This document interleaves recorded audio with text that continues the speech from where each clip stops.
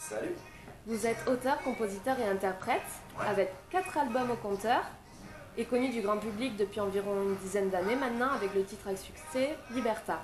Aujourd'hui, vous revenez avec votre 4e album, Paris Dakhla. Ouais, bien. Alors, parlez-nous de ce nouvel album, l'histoire de l'album, mais aussi l'histoire de sa création. Alors l'histoire de cet album, c'est un carnet de voyage, on va dire, tu vois, parce que je l'ai écrit surtout à moitié en France, à moitié au Maroc et un petit peu en Polynésie. C'est surtout un album aussi que j'ai mis du temps à le faire parce que j'avais créé un autre projet à côté un petit peu après mon 3e album pour mettre un peu pour me prendre de l'air aussi pour moi, tu vois, au niveau artistique. C'est surtout un album où ici il y a beaucoup de musiciens, il y a des musiciens maliens, burkinabés, il y a beaucoup de musiciens différents qui ont travaillé sur cet album. C'est vraiment, ça retrace aussi un gros changement dans ma vie qui a été d'être papa aussi. Et puis tout ce qui va avec aussi, voilà, que ce soit surtout la naissance, c'est un album sur le voyage, sur la naissance, sur la rupture aussi. Et puis sur la vie en général quoi. Voilà, et puis comme ça a s'est passé beaucoup de choses, c'est 2012, ces 6 dernières années on va dire. Donc chaque chanson retrace une émotion et surtout dedans je parle beaucoup voilà, de ma projection par rapport à mes enfants et puis par rapport à mes voyages, par rapport à cet endroit qui s'appelle Dakhla, qui est un endroit sud marocain en fait dans le Sahara, qui est à côté de la Mauritanie, juste au-dessus du Sénégal, qui est une grosse zone en fait assez, on va dire, c'est incroyable, c'est l'océan qui rencontre, je te dis, le désert, juste avec une grande baie. Il y a beaucoup de sportifs du monde entier qui viennent travailler le kitesurf, le surf, le windsurf là-bas. Voilà, et puis c'est mon amour du Maroc, et puis voilà, mes enfants sont moitié marocains.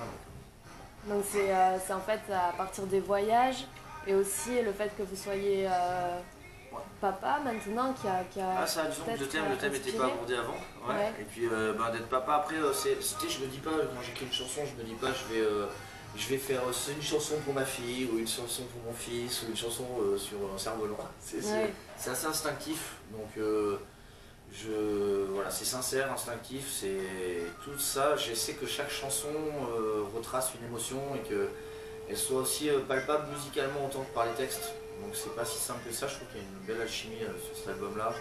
Et il fait voyager autant dans je trouve. Voilà, t'enlèves ma voix sur cet album, franchement elle est aussi bon. Tu vois ce que je veux dire?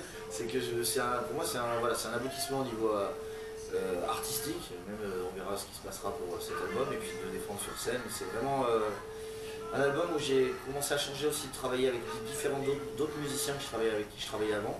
Donc voilà, et puis que des musiciens de haut vol, donc beaucoup.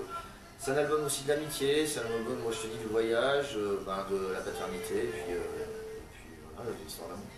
Et du coup, comme vous avez fait cet album en voyageant, peut-être au niveau des sonorités, du rythme, c'est un peu musique plus... Alors tu sais, je te redis, c'est assez instinctif ma façon de travailler.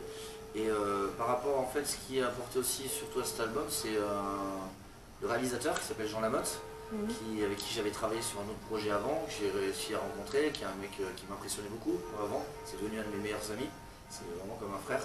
Et c'est quelqu'un qui a travaillé, tu vois, avec Bachung, avec Edouard Désir, avec Salif Keita, avec Neka, aujourd'hui qui travaille avec beaucoup de musique du monde, des Malgaches, avec Christelle, voilà. Et lui qui a une panel aussi de connexion avec des musiciens. Donc nous on s'est mis dans la pièce et on a commencé à jouer mes morceaux parce que j'avais pas de maison de disque à l'époque. Et puis il m'a fait rencontrer tout son réseau de musiciens. Et donc ça s'est passé vraiment...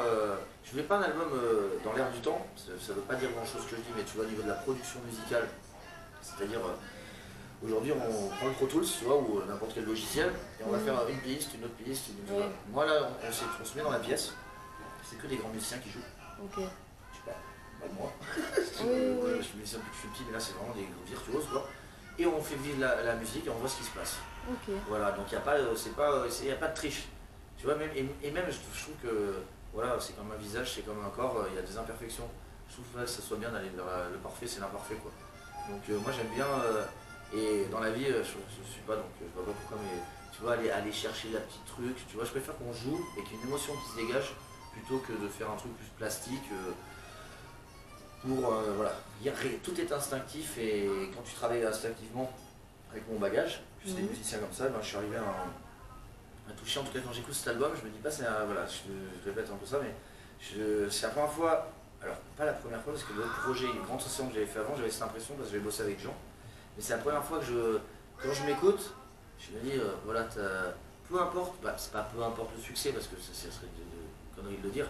Ce qui est important, c'est que ça arrive aux oreilles des gens. Le succès après le fera, mais déjà c'est difficile que la musique arrive. Aujourd'hui, ça se regarde plus que ça s'écoute. Tu vois. Donc moi, j'étais pas de ce. Tu vois, j'ai 38 ans. J'étais pas de cette génération-là. Moi, j'étais de la génération où se passait des scuds, tu vois, en bouche à oreille et tout ça. C'était pas on mate la télé, on mate YouTube, tu vois. C'est beaucoup de gens qui parlaient de projets. Tu vois, ça a muté, mais c'est très bien, tu vois. Ça permet de découvrir dans le monde entier plein de choses. Après, si tu passes pas à la radio, par exemple, où ils te matraquent toujours les mêmes trucs, ben, tu es un peu noyé dans le tout. Donc voilà, je te dis, il n'y a pas eu de calcul, c'est pour ça aussi que le son s'en ressent, et que j'ai des anecdotes d'enfer avec des rappeurs qui sont venus avec des potes, qui sont venus écouter, des jeunes aussi et tout ça, et c'est pour eux, ils disaient c'est old school, tu sais, ben ouais, je dis, mais quand tu fais essayer d'être à la mode, tu vois, dans le son, tu verras que dans 10 ans, tu ne seras plus. Sauf des monstres comme Quincy Jones ou Dre ou Jay-Z ou des mecs comme ça, quoi, tu vois, parce que c'est des génies. Mais là, je te dis, ce qui est important, c'est la sincérité et l'émotion. D'accord. Du coup, vous me parliez de maintenant, c'est plus dans le visuel, la musique. Ouais. Vous avez sorti le clip il n'y a pas longtemps de Elma. Ouais. Donc Elma, c'est qui? Elma, là-bas, alors Elma, c'est l'eau en arabe.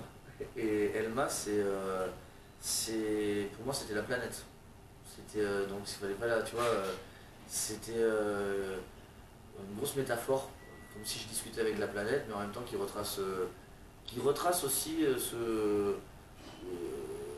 des moments où j'étais pas forcément bien. Je me souviens très bien, j'ai écrit cette chanson, c'était à Guédiz, à Marrakech, et j'étais avec mon ex-femme.